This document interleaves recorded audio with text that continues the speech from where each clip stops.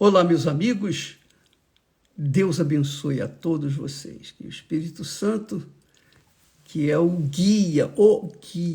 único guia, é o guia único capaz de nos guiar em toda a verdade. Por isso ele é chamado Espírito de Verdade, ou Espírito da Verdade. E por isso nós devemos tê-lo. Todos têm que ter. Para seguir Jesus, você tem que ter o Espírito Santo. Sem o Espírito Santo, você vai ficar perdida ou perdido. Você, com certeza, depois que recebe o Espírito de Deus, você se transforma em uma nova criatura. Muda a sua mente, muda o seu coração, muda os seus pensamentos, muda os seus achismos, muda tudo, muda o seu caráter. É uma nova criatura, zerinho, zerinho, zerinho. E eu estava a ler aqui em Romanos, quando o Espírito Santo fala através do apóstolo Paulo, dizendo assim, preste atenção: portanto, os que estão na carne não podem agradar a Deus. Por que eles não podem agradar a Deus estando na carne? Porque eles não conhecem a Deus. Quem está na carne não está no Espírito. E quem está no Espírito não está na carne. Quem está no Espírito é guiado pelo Espírito, que é a palavra de Deus.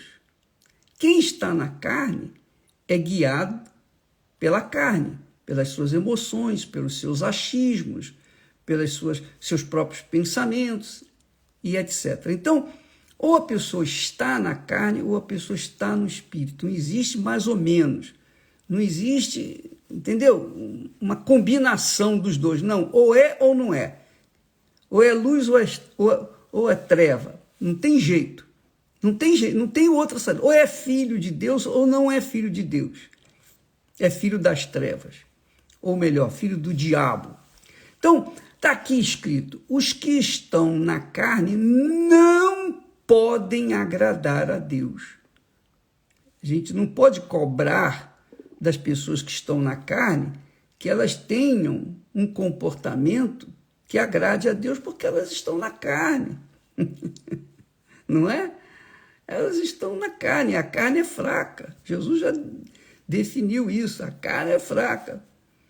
Agora, quando a pessoa está no Espírito, quer dizer, ela é selada com o Espírito Santo, quando ela é de Deus, então o Espírito de Deus confirma com ela que ela é filha de Deus. Mas quando a pessoa não tem o Espírito de Deus, não há essa certeza, essa convicção de que ela é filha de Deus. Quando a pessoa é guiada pelo Espírito Santo, ela tem certeza absoluta. Pode o mundo inteiro se voltar contra ela e dizer: não, você está enganada. Ela está certa, convicta. Ela não precisa nem se defender para dizer que ela é de Deus, porque ela é ou não é. E se o Espírito de Deus está nela, o Espírito Santo confirma, testifica dentro dela que ela é de Deus. E Paulo, então, diz assim: vós, porém, ele estava se referindo à igreja cristã que havia em Roma naquela altura. Vós, porém, os cristãos romanos, vós, porém, não estáis na carne, mas no Espírito Santo. Se é que o Espírito de Deus habita em vós. Está vendo? Como ele faz separação entre quem está no Espírito e quem está na carne? Quem é de Deus e quem não é de Deus? Quem é salvo e quem não é salvo? Está vendo? Ele diz aqui, vou repetir: portanto, os que estão na carne não podem agradar a Deus. Não podem, é impossível agradar a Deus. estando na carne. Vós, porém, não estás na carne, mas no Espírito Santo, se é que o Espírito de Deus habita em vós. Porque Paulo deixou essa questão, deixou essa interrogação. E ele explica logo, mas se alguém não tem o Espírito de Cristo, esse tal não é dele. Isso é muito bacana, isso é muito glorioso. Se alguém não tem o Espírito de Cristo, esse tal não é dele. Então, quem confirma comigo que eu sou filho de Deus, que eu tenho o Espírito Santo, que eu sou de Deus, não são as pessoas, mas é o próprio Espírito Santo dentro de mim. É ele que faz isso. Então, por conta disso, eu não estou nem aí para o que as pessoas acham ou deixam de achar a meu respeito. Eu estou convicto daquilo em quem eu tenho crido, ou daquele que eu tenho crido. Como Paulo diz, eu sei, eu não sinto, eu sei em quem tenho crido. Então, minha amiga e meu caro amigo, nós não estamos aqui para julgar ninguém, de forma nenhuma, de jeito nenhum. Nós estamos aqui para ensinar aquilo que Deus nos tem dado. Como eu tenho dito, eu peço a Deus que Ele me dê direção, instrução, inspiração, para que eu possa dar para todas as pessoas, para os meus semelhantes, aquilo que Ele me tem dado. Só isso. O que Ele me tem dado, eu quero dar para vocês. Agora, é claro, aqueles que estão na carne criticam, odeiam, acusam e julgam e fazem e pintam os canecos. Isso aí já está acostumado. Isso aí já estou careca de saber e de enfrentar. Porém, aquelas pessoas que temem a Deus, quem teme a Deus são pessoas que estão, teoricamente, no Espírito, são de Deus. Quem teme a Deus sabem e meditam direitinho nas coisas sagradas, confere as coisas espirituais com as coisas espirituais. Mas quem está na carne não pode conferir o que é espiritual, porque está na carne, não entende nada, é cego, surdo, é completamente ignorante com respeito às coisas espirituais. Então, você que está me ouvindo nesse momento e que está a enfrentar um problema, uma situação, isso é normal. Isso é normal. Isso faz parte da nossa fé. Porque aos cristãos romanos, aos mesmos cristãos, Paulo fala assim: o próprio Espírito Santo testifica com o nosso espírito que somos filhos de Deus. Está vendo? Quem confirma comigo que eu sou filho de Deus é o Espírito Santo. Não é você, não é a igreja, não é a sociedade, não é um diploma de teologia, não. Não, o que confirma é o Espírito Santo. E se nós somos filhos, somos herdeiros, somos logo herdeiros também, verdadeiramente herdeiros de Deus e co-herdeiros com Cristo, de Cristo. Se é que com Ele, com Jesus, padecemos, para que também com Ele sejamos glorificados. Quer dizer, nós seguimos passos de Jesus.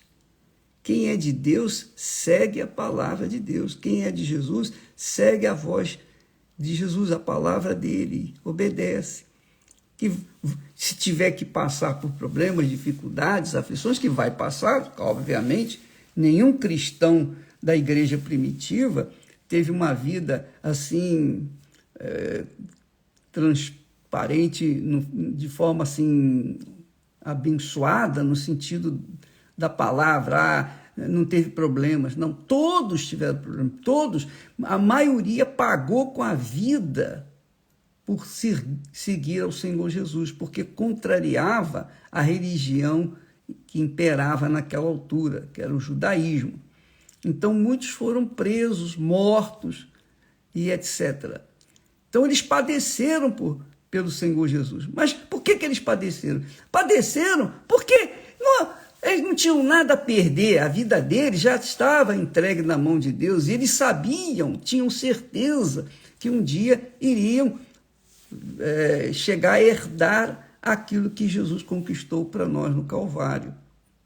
Então, eles viviam tranquilos.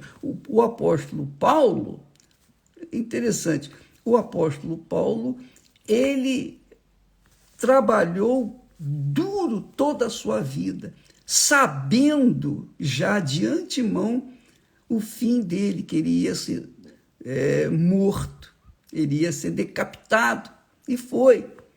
Mas isso ele nem esquentou a cabeça, porque ele mesmo confessou: para mim o morrer é lucro e o viver é Cristo. Então, quem vive pela fé, quem vive de fé em fé, obviamente tem a confirmação, testificação, tem a garantia, o penhor do Espírito Santo, que é filho de Deus, e que não luta, que não trabalha, que não vive para conquistar as coisas que o mundo oferece. Não, quem é de Deus luta pela sua herança eterna, que é a salvação. Entendeu, amiga e meu caro amigo? Quem está na carne luta pelas coisas da carne, das coisas físicas, que é dinheiro, que é posição, quer aparecer, quer sucesso, quer ser louvado pelo mundo, quer ser elogiado, paparicado pelo mundo. Mas quem é de Deus luta pela herança eterna, a herança que o nosso Pai Celestial tem reservado para aqueles que verdadeiramente o amam. Então, julgue você entre a sua fé que é espiritual, a sua fé sobrenatural, ou a sua fé natural. A fé natural é aquela, é ver para crer. A fé sobrenatural é crer primeiro, para depois ver. Olha lá, hein? Revelação, hein? Isso é uma revelação. Então, muitos vivem na carne porque vivem numa fé natural. Ver para quê? Eles querem ver para quê? Já os que vivem na fé sobrenatural, que são os nascidos de Deus, creem para então ver aquilo que Deus tem prometido na sua palavra. Amanhã estaremos falando mais a respeito. Deus abençoe a vocês. E, outra coisa. Hoje, como só ia acontecer todas as terças-feiras, a Igreja Universal está aberta para levar cura divina para as pessoas doentes. Então, se você for em uma Igreja Universal do Reino de Deus, nós temos a corrente da cura divina. Por que nós chamamos isso? Porque Jesus disse: ide, pregai o evangelho, curai os enfermos. Jesus não mandou orar pelos enfermos. Jesus mandou curar os enfermos. Mas curar como, se eu não sou médico? Mas curar pelo poder do nome dele, o nome de Jesus. Então, a obrigação do pastor, do ministro de Deus, é essa, é curar o enfermo. É falar: olha, eu te curo em o nome do Senhor Jesus, quer dizer, na autoridade do Senhor Jesus. Não é a autoridade de um diploma, mas é a autoridade do nome do Senhor Jesus. E o pastor que obedece, então vê os frutos do seu trabalho. Deus abençoe, então, e até amanhã, em nome do Senhor Jesus. Amém.